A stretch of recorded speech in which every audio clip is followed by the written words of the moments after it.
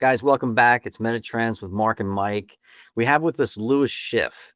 And Louis, I think you're going to be uniquely qualified to provide some really powerful insight to the CEOs that listen to this around like how do you create extreme valuation? What are the dynamics in M&A going on today? And then how do we actually like appeal to investors? You know, because there's a whole dynamic here that when Sarbanes-Oxley came out, it wiped out the second, third, and arguably fourth tier of investment banking because it's so prohibitively expensive to be Sarbanes compliant. It also took with it all the high-flying stocks that existed in the late 80s, early 90s. It's like when Mike was first born. So the deal is that so picture, there was a time, Mike, where you could buy a new stock on the stock exchange, on Wall Street, and the stock would go up 3,000% a year. That existed at one point. We had them, they were called micro caps at the time. They don't exist anymore because of Sarbanes. So as kind of like a classic overreaction of politicians to Enron and the Wolf of Wall Street guys, they came out with such onerous legislation that now in order to qualify to be public, you got to be doing more than 650 million in revenue. Back in the day, you go public at 10 million in revenue. So because of that restriction, we've got this dearth of funding for major portions of the American economy called the private middle markets. So what you have is this whole category of people who are running quality companies that would have been able to go public, 30, 40 years ago. But the deal is now they can't because it's so prohibitively expensive to be Sarbanes compliant. So I see this as like a really kind of a dark spot for a knowledge base for the American economy. And frankly, PhDs can't help us with this because they only study publicly traded companies because the information's public. So we've got this rare confluence of minds that are coming together as we speak. So what I'm finding, Louis, is that CEOs like the one I was just talking to just before jumping on this podcast is he's got really unique questions. And the questions are becoming more and more unique. And then eventually they kind of figure out they've outgrown their advisory team.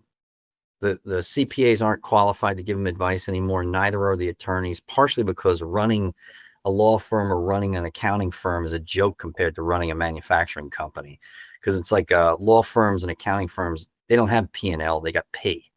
So the deal is, it's like they kind of run out of people to turn to. That's where Vistage comes in. But then I think, if I'm reading the tea leaves correctly here, what Louis can offer the Vistage members is something better than what Vistage offers, because Vistage kind of has to not have a curriculum. So the deal is, though, I think what Louis put together, provided I'm reading the tea leaves correctly, is an academy that helps CEOs of the private middle markets find funding, which is really difficult. And there's a couple of things in there that I don't want to spoil just by giving you too many questions at once. But Louis, why don't you bring us up to speed? What got you where you are now? And then can you give us like the elevator pitch on what is Birthing Giants? Sure. Well, what got me here now? So I have sold 2 businesses to those micro cap companies. I have, I completely remember those days where you were. So I sold a business to a company called iVillage, went public on the NASDAQ. At the end of the first trading day, we were a media business, right? By the end of the first trading day, we were more valuable than the New York Times. It was ridiculous.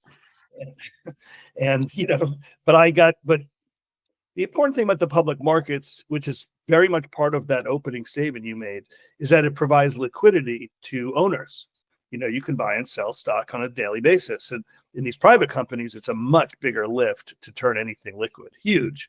And as you said, public is public in the sense that there's public information, private is private.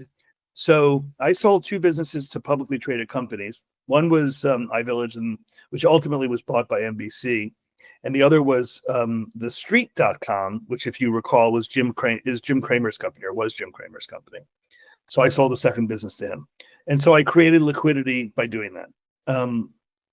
Your description of the world we live in today is 100% accurate. It is driven by Sarbanes-Oxley. It is driven by Dodd-Frank. These are pieces of legislation that were designed to make it safer for the public. Like, we have to remember that word public. The whole point is the public will help you finance your business as long as you comply with the rules. But I think you and myself, a lot of people think it was overcorrected and overregulated, and really we weren't prepared for that many rules, which has made the publicly traded stock markets a much less attractive place. So as you said, a lot of this money moved to the private markets, and private markets are pretty cool because they have less regulatory overhang, especially lousy regulatory overhang. But they're private. So now you're not you have to do all this due diligence. You have to do all this work to find out what's worth buying.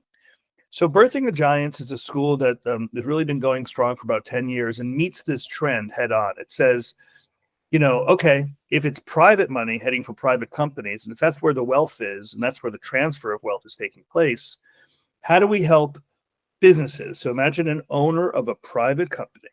How do we help that person or those owners become what we call capital friendly?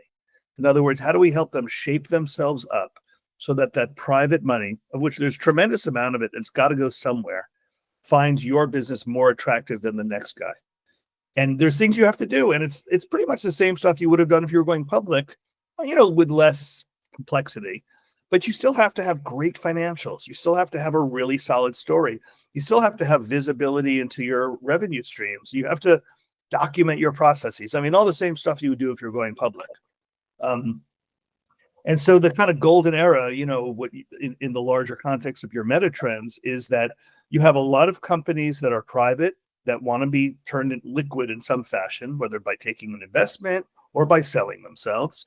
And you have a tremendous amount of money that wants to land there. It's just incredible pressure. I think, however, what you're missing, or what we are missing collectively, is what used to be called investment bankers. I mean, we still have investment bankers, but if you have a 1 or 2 million EBITDA business, profitable business, investment bankers are there for you. It's not the most sophisticated group. And so to answer your question, Birthing of Giants is not an investment banker, but we are there to teach you, the entrepreneur, how to be more capital friendly, so that when you have that conversation with the money people, instead of it being a 5x multiple on your EBITDA, it's a 7 or 8 or 10 times multiple on your EBITDA, just because you shaped up your shop. You made your shop more capital friendly, more choices. Sounds great. So so what I'm curious about is I'm seeing a dearth of knowledge. I'm seeing a dearth of curriculum out there for the private middle markets. And I understand why that is, because a lot of functions like peer advisory boards, things like that, it's a little like therapy. And Right. There's a bit of a conflict of interest there. In fact, what you want to do is you have to recognize in every relationship, there's a bit of a conflict of interest. So it's not necessarily a negative. It's Right. just, okay, the way they go about doing what they're doing is it's kind of self-directed, like therapy. Right. So the dilemma becomes, if the therapist cures you, you're no longer a patient. Yeah, well, that's a cynical view of therapy, but I get what you mean. Of course, when you walk into your room with your therapist or your peer group, you've got 2 or 3 things on your mind and you'd love help with it. That's different than saying, what do I have to do over a year, or what do we collectively have to do as a team over a period of time that's going to make my company structurally better? And that's probably better led by a curriculum or a roadmap, rather than by what's hurting you right now. What's the thorn in your foot? Well said. I think also because what happens is what we want to become gets derailed by the tyranny of the urgent. Yeah. So what I'm recommending to Vistage members when I'm presenting is for them to take their accountability to the next level. The first one is don't assign all accountability to the chair, because you can laud your membership over the chair. They can only push you so hard. And quite often when the thing is really treacherous or really embarrassing, they'll hold the chair to a level of confidentiality where they can't share it to the group. So they're kind of like running in the mud. Second thing is that human nature being what it is, what I suck at, I ignore. So really what I should be steering into, and I heard this analogy the other day, and frankly, I don't know if I mentioned it on the podcast yet, but it's a cool analogy. Not that I really understand buffalo, but what I heard is that Buffalo the city or Buffalo the animal? both. But the deal is in the case of the animal, in Yellowstone, when they study buffalo, they recognize when the bad weather is headed towards them, they don't run away from the bad weather. They don't run around it. They run through it. Now, to use a therapy analogy, there's an aspect about that too. So let's say you had some kind of unreasonable fear, some phobia about something. Like the most famous case study I've ever heard is a woman who had paralyzing fear of death, that she was going to die. She paid a mortuary for the right to be able to sleep in their morgue for 2 nights in a row. And she conquered her fear of death. So if we actually volunteer to steer into the very thing that we're standing up against, we're significantly more likely to overcome it. But it has to be volunteer, and it has to be not a run around, not a run away from, but a run through. Right. So I think once we get them past that, because here's the ultimate dilemma. Small business suffers from a Pareto distribution, even Vistage. So I can show you my data down the road, but the idea would be is 80% of Vistage will not qualify for due diligence. And yet they're significantly more sophisticated than their non-Vistage counterparts. I can explain to you based on my studies what that's about. But then what happens is that, okay, if 80% won't qualify for due diligence, what about the 20% that will? Well, 80% of them are not investment grade. So what I'm seeing is there's a massive opportunity out there. More companies will change hands in the next 15 years than ever before in American history, because the baby boomers are going to start to keel. That company's either going to go out of business or it's going to be sold in some way, shape, or form. You're going to see some type of transition there. It's a massive opportunity. But like I'm even thinking you could set up a business model now is just to buy and flip companies that will be required to sell. Like, you don't even I think that's the lowest tier of private equity. That's what they do. They take you in more or less whatever form you're in, as long as you're not like the criminal or fraudulent or whatever. They take you in decent form, and all they do is professionalize you. And by the time they're done professionalizing you, the company's worth twice what it was before. Yep. You know, and that's a pretty good model. It's a lot of work, but it's a pretty good model. Yeah. So, but then there's positions where they can help us do good work in the world, like they ring the cash register and become philanthropists, that type of thing, and then take that sophisticated attitude from the business and turn it towards philanthropy. Suddenly, it's more effective too. So, what I'm seeing here is that what people need to do is to stop concentrating for the moment on what they're great at, fix what they're wrong about. And part of that means is like they can't be suffering from looking for logic and reason in a place that doesn't exist. So it's basically, you don't sit there and fight the trend. What we really have to do is recognize that investors pay the most for businesses, but they don't buy businesses, they buy investments. So what is it about this Fabergé egg that you built that you're building the right way versus the wrong way? And you don't want to be running in the mud. So don't fight the current. It's understand what does the end acquirer want you to look like, and then reverse engineer that.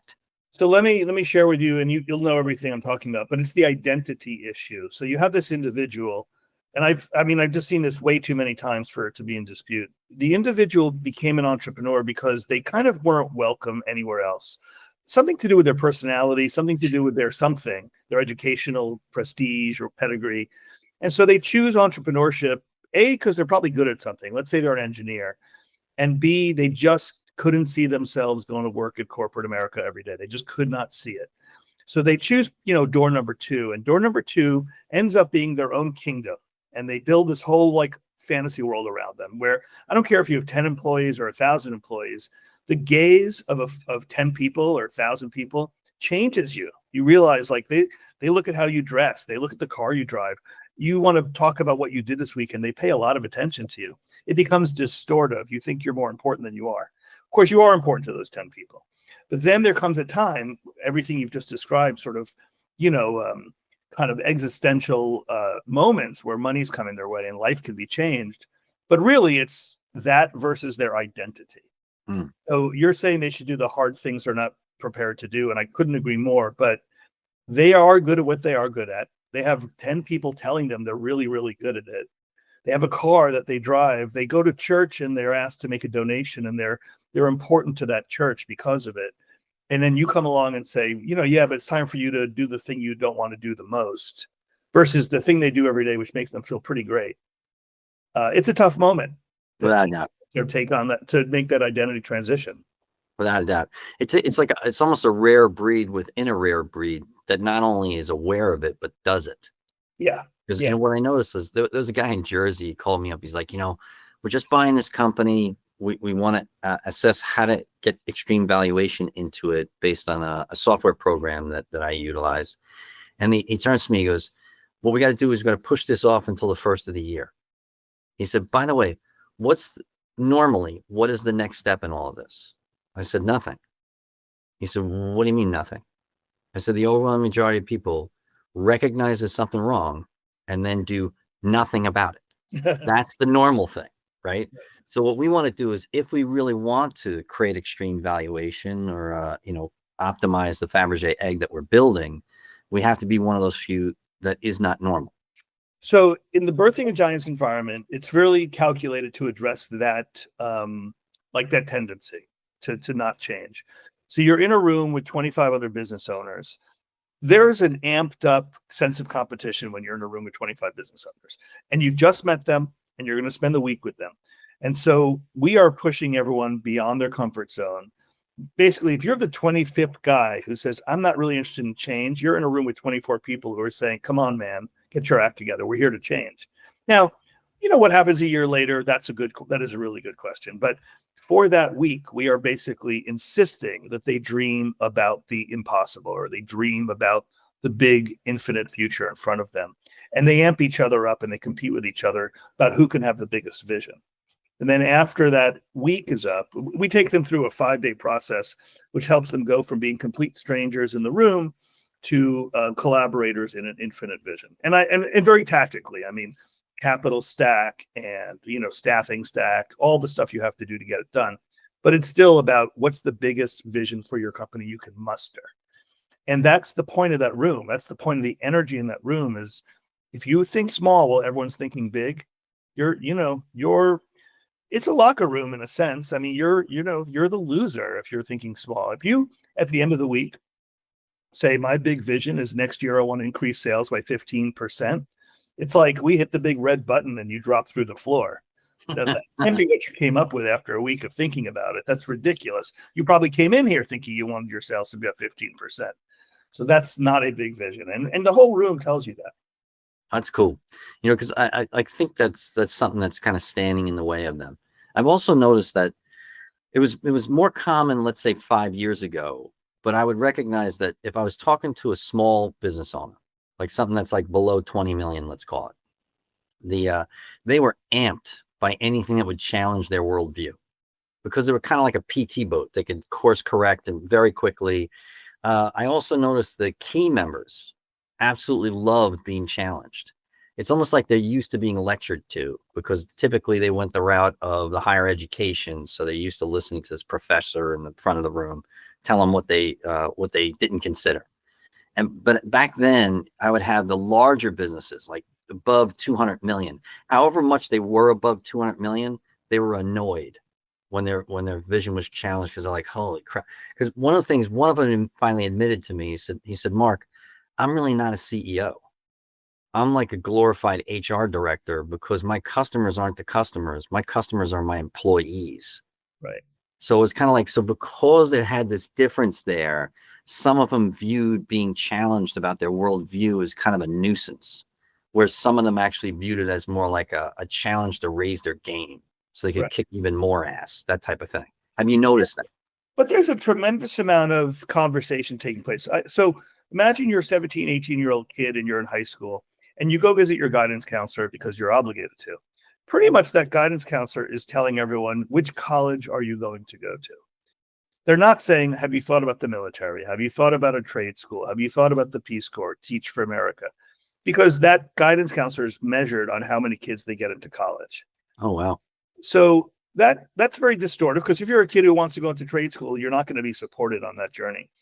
The pressure from the private equity world saying, we've got all this money for you. How much are you going to get of it? Is tremendous. They're getting calls every week. Do you want to sell your company? Do you want to sell your company? I'd like to buy your company. And so I think there's a lot of entrepreneurs who are hearing that message. And that's a crazy message to hear, by the way. I want to give you millions and millions of dollars for your company. A lot of people, you can imagine they're thinking about the boat and they're thinking about the house. And, it just sort of feels like the pot of gold at the end of the rainbow. So it changes the conversation. And when you were starting off the show and talking about back in the day how you could invest in these stocks that would go up 1,000%, the financial people, the Wall Street type people, are very much trying to bring private equity down market. From the people who could invest $10 million for 10 years down to people who want to put $1 million to work for 3 years. I mean, there's really so much pressure to grab that, what I'll call, kind of everyday affluence and put it into the private equity system, which, well, I know where this is going. You know where this is going. It's going to go down to every man, every woman. You're going to be able to buy into private equity for $50 at some point through an ETF or something. So all this money is there. They've got to put the money to work. They're calling these companies up. They're saying, do you want to be sold for this much money? And so that entrepreneur who kind of got started, the kind of, I don't know, probably the 50, 60-year-old people that we run into a lot, I think came into entrepreneurship haphazardly and accidentally in some cases. By that, I mean, they didn't have anywhere else to go, so they end up as entrepreneurs. Is going to kind of give way to someone who's probably in their 30s and 40s now, who's going to be a real professional entrepreneur. What's the job of a professional entrepreneur? Build something to $2 million of EBITDA with solid financials that's de-risked so that you could sell it into that system. Like, that will be your job. And if you can get it done in 10 years, you can go back and do it again, and then do it again. Maybe you'll do it 3 and 4 and 5 times in a career. Go from $0 to $10 million, $2 million in EBITDA, and then sell it. $0 to $10 million, $2 million in EBITDA, and sell it. And you will be a very important part of the system at that point. You will be a professional entrepreneur who finds opportunity, brings it together, shapes it up, and then gives it over to that system, because that system is hungry. I've noticed that that's actually a real rarity within Vistage. There are less serial entrepreneurs than any other category in entrepreneurship. But I think you're correct in that. I don't know that we're drawing the conclusion from the same perspective. I think you're looking at it from a very practical place. I'm looking at it as a reaction to bad parenting. What happens is that the baby boom generation kind of overcorrected. They resisted and resented their parents and their parents' style of parenting, which is essentially my parents. Like, I'm the 7th of 7. All my brothers and sisters are baby boomers. I'm the only Gen Xer out of the crew. But I was like, I used to do this thing where I would kind of keep a mental notepad of my older brothers and sisters and be like, that's really stupid. Don't do that.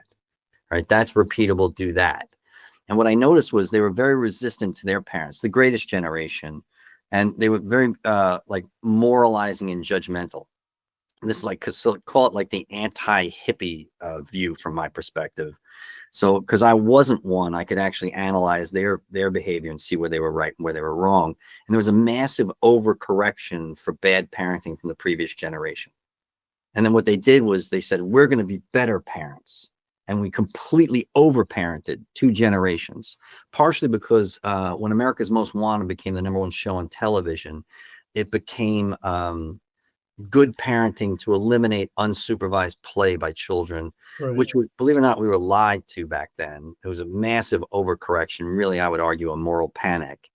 But what it did was it eliminated the ability for human beings to have unsupervised play in the United States.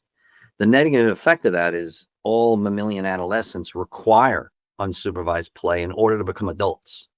And I ask yourself, when was the last time you saw children playing in unsupervised play? It's probably 40 years for me. So What generation are you talking about? I mean, how old a person are you describing? Well, Gen Z is 27 years old and younger. Millennials are, I would argue, start in with the births in 1976.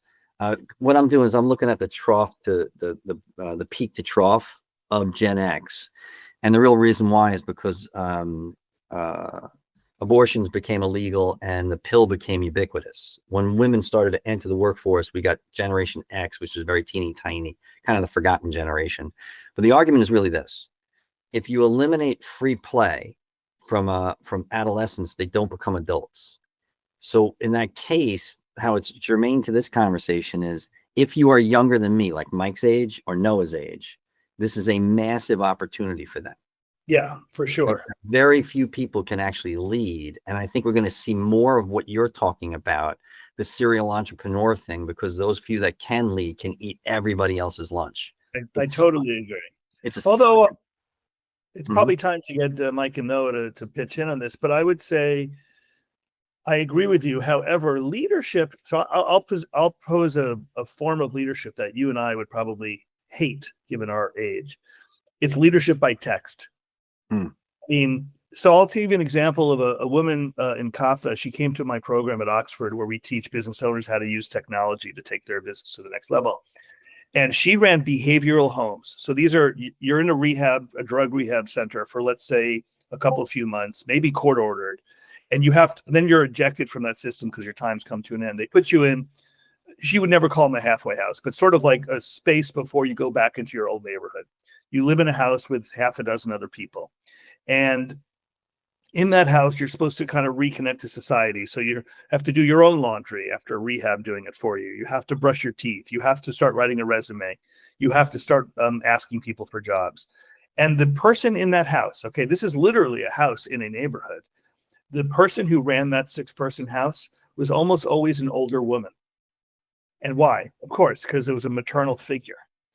So then she's running these businesses and she's discovering that when she has to get every one of those 6 people in the house to brush their teeth, she gets a better response when she texts them and says, it's time for you to brush your teeth, than when the older woman says, hey, it's time for you to brush your teeth. So imagine she starts building a behavioral home bot that can instruct these people what to do to get their act together. And she thinks they respond better to the text than to the human being. So what if, I don't even know Mike or know at all right now, but what if, for them, leadership would be in the form of text as opposed to a charismatic human being who stands up in front of them?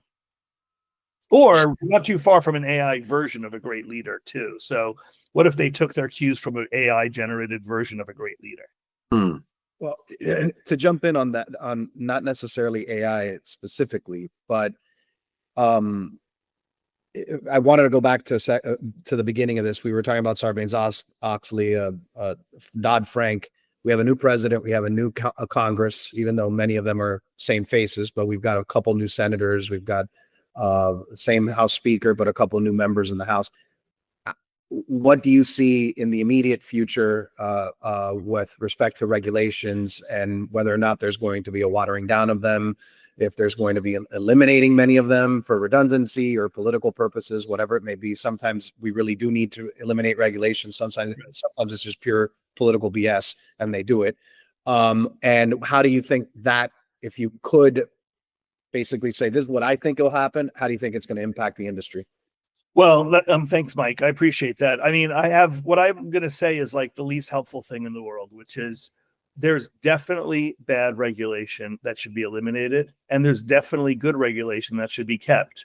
So that's not a very helpful answer. But now we need really smart people, and that's also not a very helpful answer.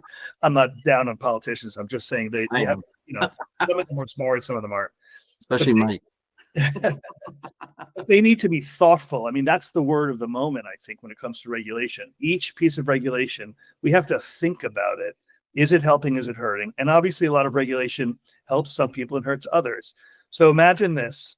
I am a New York City person, and I probably would label myself as a progressive and a liberal. And my friends are all talking about, the damage that the new administration is going to create by stripping out regulation. And I say, well, I said basically the same thing I just said here. Not all regulation is good. Good regulation is always valuable, and bad regulation is really unhelpful. And we should get rid of all bad regulation. And there's tons of examples. So like a month or two ago, I'm on the campus of Johns Hopkins in Maryland, Baltimore, and I'm walking around and I see all the fraternity houses and no sororities. And I said, where are the sororities? And my tour guide said, in Baltimore, if 4 women who are not related to each other live together, it's designated as a brothel. And I said, an example of bad regulation. Like, that's just not helpful. And if you're a Johns Hopkins student, and if you're a woman, you don't even have the option of a sorority experience because that stupid rule. So there's bad regulation and we need to get rid of it. And now this is hard, right? Because we do have a current kind of in Congress and in other legislative bodies where the lobbying is really epically powerful and the money is there too. So good regulation. I mean, I'm not sure, Mike, how you do it, because again, some regulation is good for one group and bad for another. So that's a super hard thing to figure out. Yeah. You don't want But that. we probably, the money. would you agree that basically we're with the new Congress and the new president, which isn't really a new president because we've had him before, that we're inevitably facing some kind of rewrite of the codes that impact the market that Mark is referring to, this middle market. Frank Sarbanes, and then reviving the public market kind of a deal. Yeah, basically the types of companies that Mark said at the beginning of the podcast that used to be able to go public but no longer can. Yeah, I think that's a really great question. I do know that the world I described earlier, which is a lot less wealthy people want to get in on private equity because that's where the action is. They're going to come up with ways to do it. So we have a system now called the accredited investor system. Before you can invest in something, let's say I have a company that I want to get you to invest in. Before you can write a check, I have to make sure you are a sophisticated investor. And there's half a dozen ways to measure levels of sophistication. But if you're not, if you have a net worth of below $1 million, if you have a salary below X, if you've never invested in companies like mine before, I'm supposed to say, I can't take your money. We need to have some re-reckoning of that process, because that's why rich people get to invest in these companies and less rich people don't. And that might come up in regulation. That's at the federal level, though. We'd have to actually do it through Congress, is what you're saying? Well, it's SEC stuff. So SEC. Even for private companies, that's a whole other issue, right? When you Sarbanes-Oxley, then you've got what they call the administrative state. And, should the SEC be deciding who does and doesn't get to invest in things, or is that a congressional matter? Picking winners and losers. Picking winners and losers, whichever. I think the government's super bad at. Mark, I want to get one more question in, because I'm in the media business one way or another, and I'm not going to ask the same questions that I asked before, because Mark will kill me on different podcasts. But I want to be in this because you mentioned the media business, so I really want to hit that for a second.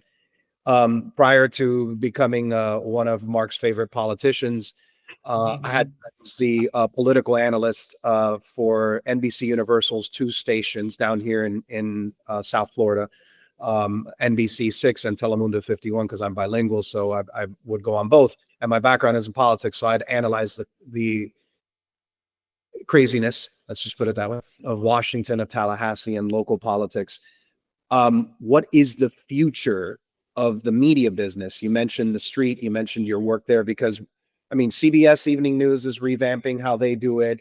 I just saw CNN is laying off 200 employees that were on the traditional news side, but now moving, like Telemundo. Right before I left, they were explaining to me where they're moving in terms of fast channels. Now it's more your phone and being able to get in the app and see quick shorts of news. I ask that because people like me, when I do have the funding to do so, if it's open, that the media businesses are what folks like me would like to invest in, because that's what we like. That's what we do. We're consumers of information. Right. What do you think the future is for media business? We see changes all around. Right. Well, I think the absolutely number one thing is that our attention spans have gotten shorter and shorter. So a 30-minute TV show is ridiculous. A 4-section newspaper is ridiculous. And a 1,000-word or 2,500-word story on international affairs is ridiculous.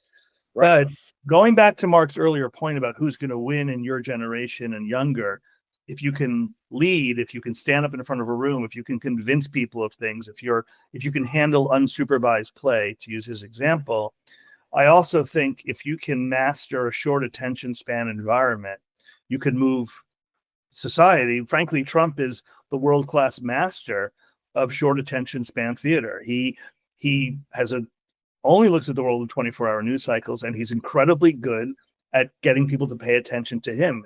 In an attention deficit economy, you have to be good at getting attention. And if you can only get their attention for less than 30 seconds, you have to be good at that. And I come from the media business. I mourn the loss of attention span, because you cannot communicate thoughtful things in 30 seconds. You can't, but I personally, not to get too political, that's part of the reason why I think Trump went from the apprentice to viable presidential candidate to victorious presidential candidate, defeated presidential candidate to coming back. I mean, for Yeah. better or worse, he communicates well in those 10-second increments, even if it isn't always what he says it is, or even if the information needs to be flushed out, because you need to be able to explain exactly what the counterpoint is. But really interesting point, President Biden, for whatever folks may think, he accomplished a lot, but he was a terrible communicator. And especially in a short attention span environment. Right. Yeah. And so the future of the media business, if there were the opportunity where you go back to the regulations, you allow people with lower net worths, lower salary to invest, what would you say? Maybe this isn't advice that you give, but what would you say is probably like what an individual looking to invest in that through private equity, what do they look at? Is it an Axios type, that is, talk about brevity, they call it smart brevity, Yeah. Is that what you're looking at? Well, I think the answer to all that is diversification. So I would say if you can invest in all media companies everywhere, that's the best way to approach that. Again, don't pick winners and losers. Not a great answer for what you're asking for, but I would say if you're an investor, you can invest in 100 media companies. You're better off than investing in one, just because of you're spreading your money around. But Mike, I wish I had a solid answer for you. I feel like there's a parallel. Mark starts talking about how, maybe the challenges with Vistage is you've got to get somebody to sort of eat vegetables, and that doesn't really allow that to happen because you have too much control over the Vistage room. So if you don't want to do the hard thing, you don't have to. And how do we similarly get everyone everywhere to say 30 seconds is not enough? We need to give important topics 5 minutes or 10 minutes. Are you with me? And they're going to say, I stopped listening to you about a minute ago. So, it's hard. I don't know what to do. Especially in government. I got to tell you, we are, I'll stop now, Mark, but where we have the possibility of floating a municipal bond, a little bit over $200 million. We have, I think, over 20 town halls. Our city's rather big. It's not as large as Miami. It's about 173,000 residents, still rather large. And even with all these 20 town halls, even with 10 more on the horizon, I just don't know that there's enough time for folks to really be thoughtful about it and understand. I think it's so much easier to say no to something by spreading inaccurate information or half-truths, because our attention spans just don't go into a very dense 30-minute presentation on how a bond could improve city points and counterpoints, right? Where all of a sudden you're asking the audience to synthesize different points of view. It's like their brain, explodes when you do that now. Well, if I could push back on this a bit, because there's really two things that come to mind. One is I don't think the government's going to roll back Sarbanes-Oxley. And the real reason why is because I use the analogy that in Australia, they will not take away shark netting, despite the fact it's killing turtles and porpoises and things like that, because as soon as you're the politician who takes away the netting, the first citizen that gets eaten by a shark, and it's a kid or something like that, you're done as a politician. It's too risky for them to do that. So, and frankly, Sarbanes-Oxley was not created because it was smart legislation. It was created as a result of little old ladies complaining to congressmen about, it's taken advantage of in the dot-com bubble bursting. It became popular to be angry about that whole situation. Especially with Enron and the cooking the books and stuff but like that. It was also the democratization of the stock market, where little old ladies could invest easily. With the click of a button, they could invest their life fortune in Enron. You're 100% correct. My career was formed in the 90s when I was teaching people what the difference between a CD was and a mutual fund in 1990. By the time 1999 came along, if you didn't know what a mutual fund was, we weren't even talking to you. Well, let me ask you, Mark, in your assertion about unsupervised play, the little old lady that puts all their money into Enron and then ends up yielding Sarbanes as a result. What would you say to that little old lady? Would you say, you shouldn't have put your money in Enron? There's like 100 books that tell you not to do it in your library down the street. how much can I protect you from yourself? Oh my! I got worse stories than that. I had a woman right around the corner here, that actually was the reason why I moved to Sayville, Long Island. The reason why is she was the original client for my father. When I bought out his practice, I went to visit her and I looked around the neighborhood. I was like, oh, it's a nice place. Might be nice to live here. 3 years later, I bought her neighbor's house.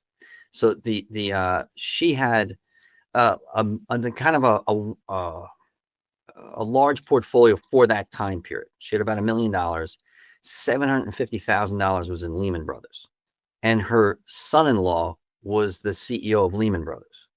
And I tried to talk her out. I tried to get her to divest it. It's like too much money to have in there. Like, I don't want to say you're too old to do this, but the idea is any sane financial advisor would be talking you into selling.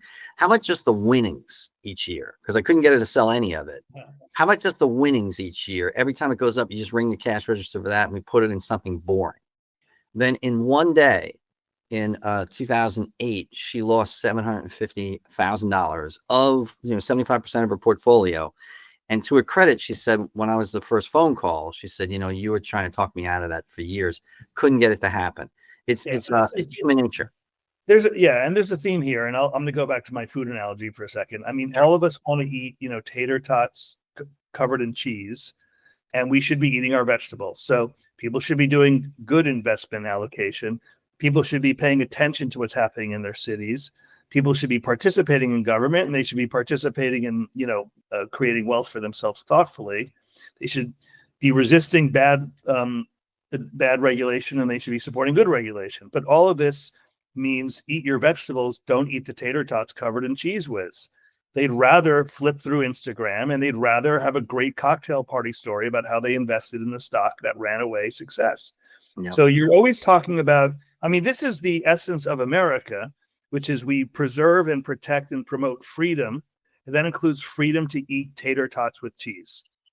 So if you want to not pay attention to your government, you don't have to. And if you want to put all your money in one stock, you are allowed to.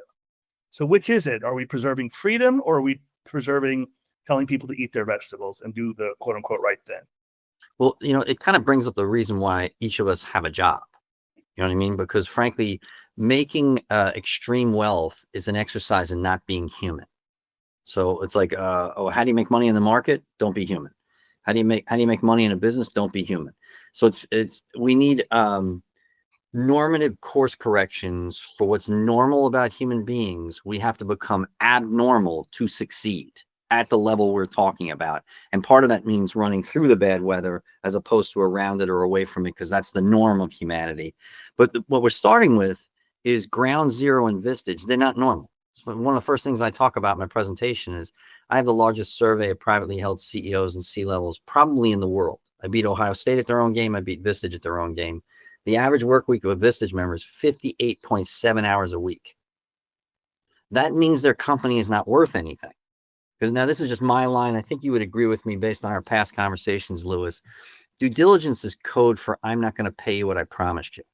Right. You're signing a legal document allowing me to look up your skirt and see what's wrong with the company. And then by the way, I'm not paying you for. It's an option on your company that I have paid you $0 for. So deal.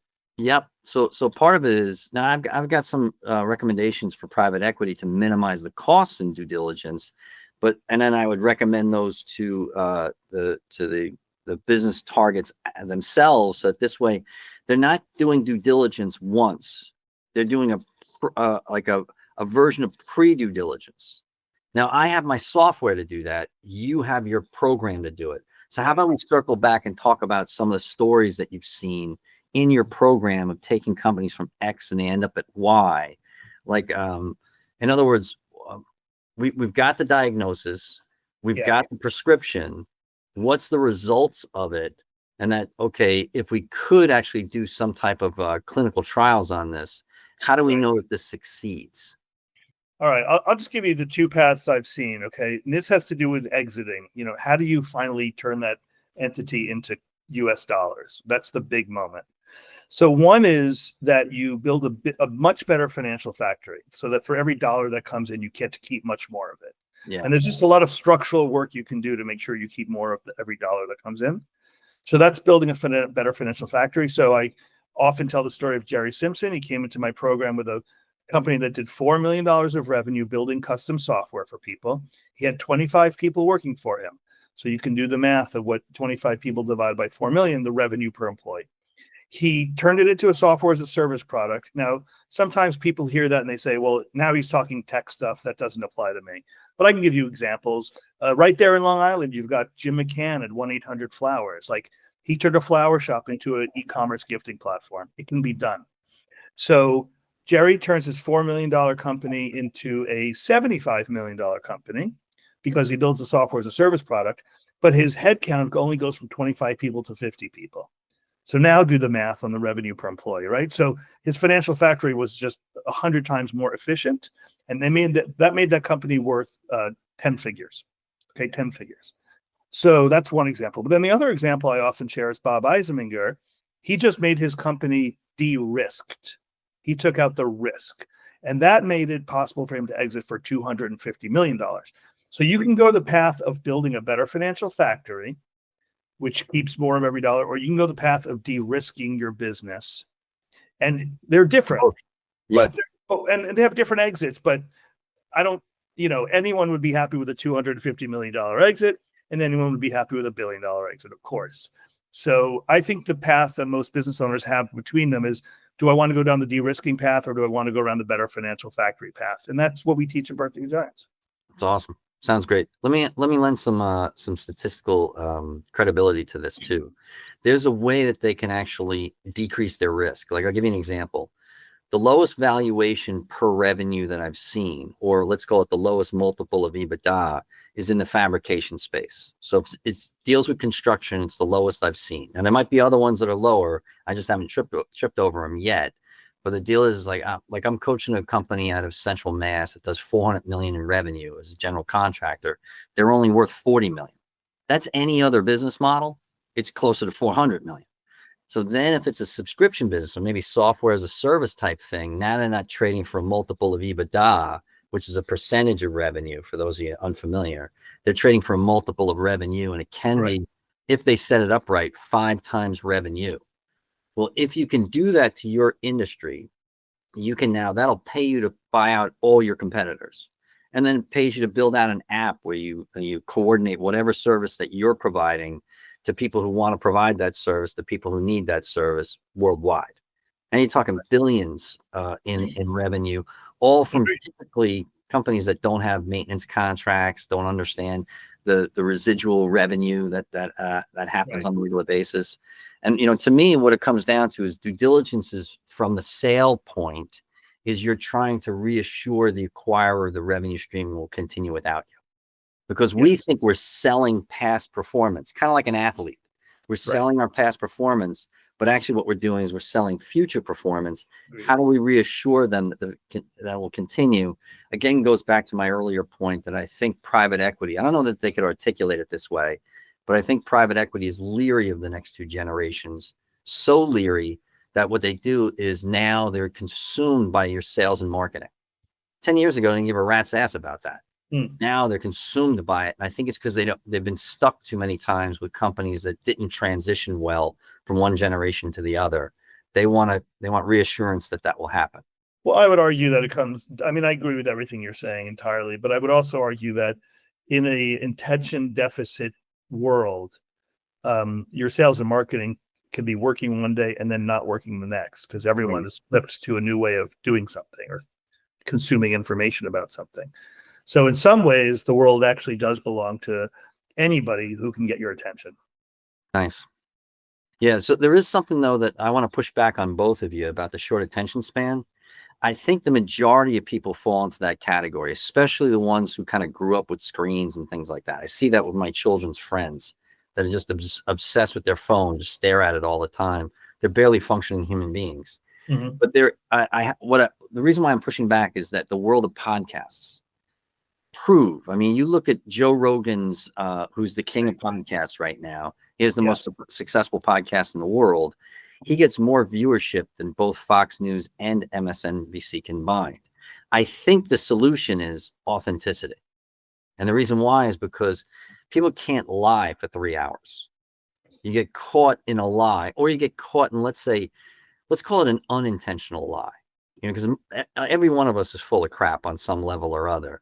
Some of us know it, some of us don't know it. And frankly, the people that don't know how full of crap we are more dangerous than the people that do know how full of crap they are. So part of it is like, how can we have thoughtful conversations for a specific audience that requires answers to really sophisticated questions? Right. And I think there is a lot of evidence in the podcast world that people will listen to a topic for a few hours, and I think that's amazing, and it's completely flies in the face of what I asserted earlier, that people don't give more than 30 seconds. I don't know why Joe Rogan, or there's a great podcast called Acquired, I don't know why they can do things for an hour and people say I love it, but they do. Well, I think it comes down to a curated audience, right? So picture, like, I have no qualms whatsoever by sitting down listening to a podcast, but I think, the new people on this channel will recognize I'm not normal. Like, I've known it since word go. In fact, the first time I ever felt normal was my very first Vistage meeting. I looked around the room and I was like, oh, these people are genetic freaks just like me. Right? Yeah, but how do you explain the size of Joe Rogan's audience then? Well, the reason why I think is because he's a lunkhead. He asks really good questions. And frankly, this is my own bias, but I'm a total sucker for stand-up comedians. I think they are the canary in the coal mine to the horseshit that is the rest of us.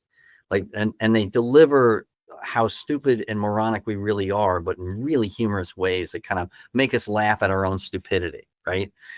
So what ends up happening is that he's able to ask questions of people who are infinitely smarter than he is. Like, prior to jumping on here, I was listening to my favorite author is Steven Pinker. He's probably the smartest man alive today, and he's done, I think, 5 Joe Rogans. And I see Steven Pinker trying to answer his questions about like conspiracy theories and peyote and all sorts of whack stuff that I don't really care about. But I'm listening to one of the most intelligent scientists in the world be asked questions by someone who asks questions that are kind of dumber than me. Yeah. And it puts me in this position where he's asking the dumb, right questions to ask of people who are too smart for their own good. And then when they answer those questions, that's a better answer than I could have provided, because I haven't walked away from any conversation I've ever heard with Steven Pinker without walking away with a golden nugget, to the point where I don't just sit down and listen to those podcasts. I'll listen to them multiple times, and then I'll actually transcribe them longhand in pen to get as much of that goodness out of it as possible. Here's the solution, I think. People are right now listening to us in their cars, while they're on a treadmill, as they're doing something else like walking across an airport. Right. What we're able to do is take knowledge that we've accumulated over time and cram it into the crevices of their day. That, I think, is the podcast solution, because when you're sitting down to watch Fox News, you're sitting down to watch MSNBC, you have to take time out of your day. And frankly, I get my audiences to finally admit that sitting down to watch Fox News with a scotch in your hand is not research. So it's really a form of bad entertainment. When you're actually listening to podcasts, especially if it's like a Michael Shermer and a Steven Pinker, these are 2 PhDs, 2 brilliant PhDs that are best-selling authors. Almost every time I listen to either one of them, I walk away with something special. So what you're talking about is, there's a small percentage of people who are really, really smart about something. Okay, it's a very small percentage. Yes, it's and right. You're talking about the ways that let's just say that's 1% of the population, just to give us a basis. And what you're talking about is all the ways that 1% can explain to the 99% what they've discovered in terms we can understand. That's the gift. Yes, that's the moment. And so I like Steven Pinker a lot too. I don't nearly understand as much about what he knows that as well as he knows it, right? He's a deep expert, and I know what he's been willing to share with me in my layman's terms. Well said. And that's cool. I like that, but he still knows a lot more than I do.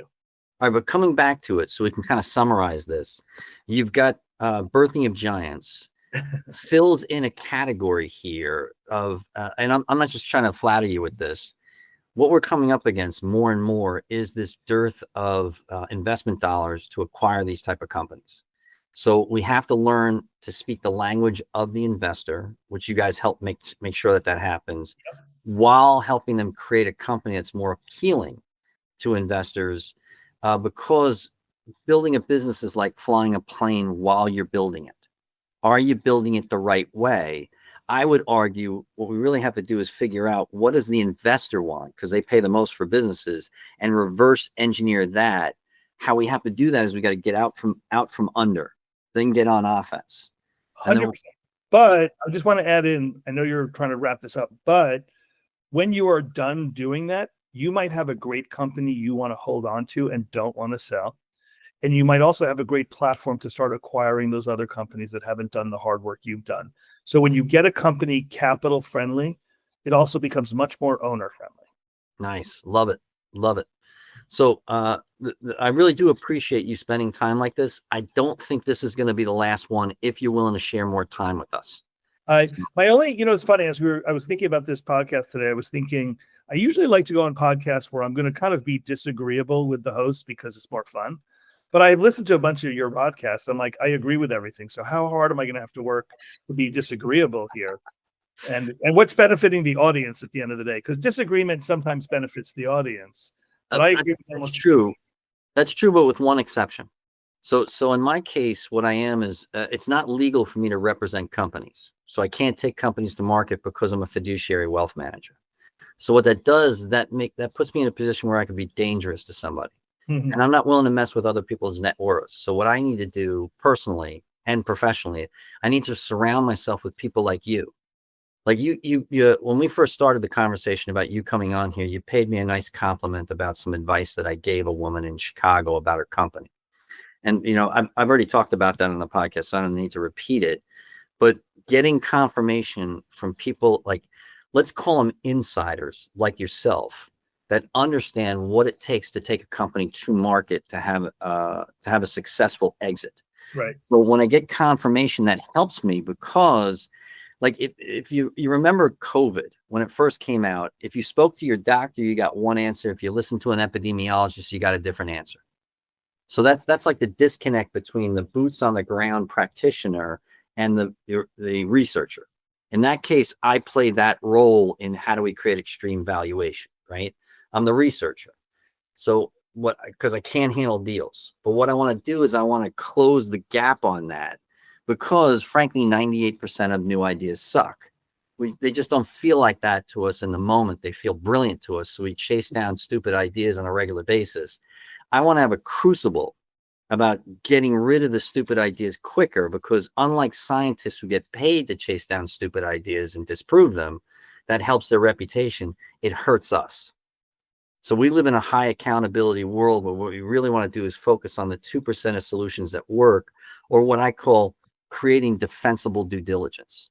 Uh-huh. That's where the conversation has to go. So I need people like you in my life that I can bounce stupid ideas off of and know they're stupid and get rid of them quicker. And sometimes that's from the client, sometimes it's from me.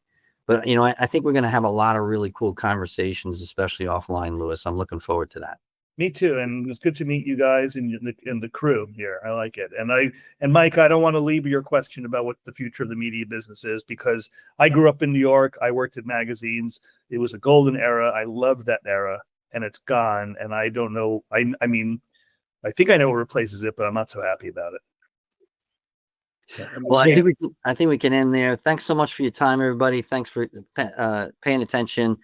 Be sure to subscribe and hit the like bell, what have you. It helps us with the algorithm for YouTube. So thanks so much for your time. Thanks again, Louis. Appreciate it. Yes, sir.